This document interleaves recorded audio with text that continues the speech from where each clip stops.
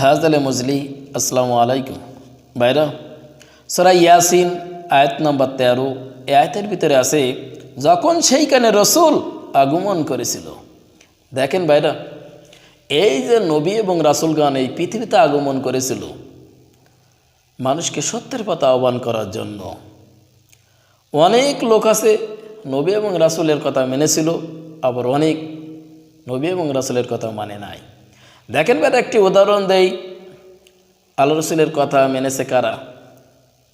আলী রাদিয়াল্লাহু আনহু, ওসমান গনি রাদিয়াল্লাহু আনহু, ওমর ফারুক রাদিয়াল্লাহু আনহু, হযরত আবু বকর সিদ্দিক রাদিয়াল্লাহু আনহু, আরও অনেক সাহাবী আছে।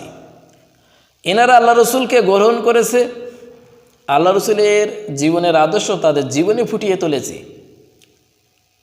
তারা ইহকালেও সম্মানের অধিকারী হয়েছে, পরকালেও সম্মানের অধিকারী হবে। আর যারা আল্লাহ রসুলের বিরুদ্ধে চলে গিয়েছিল, অর্থাৎ নবীগণের বিরুদ্ধে চলে গিয়েছিল, যেমন আছে ফেরাউন, নমরুদ, হাবান, আবু জেহেল, উতবা, সাইবা, তারা দুনিয়ায়ও লাঞ্ছিত হয়েছে। পরকালে আল্লাহ তাআলা তাদের যে কঠিন শাস্তির ব্যবস্থা রেখেছে। তাহলে দেখেন ভাইরা, ক্ষণস্থায়ী দুনিয়াতে, এই দুনিয়াতেও তারা লাঞ্ছিত অপমানিত হয়েছে। সবাই তাকে ঘেন্না করে, কারণ কি? তারা নবী এবং রাসূলগণের বিরুদ্ধে চলে গিয়েছিল।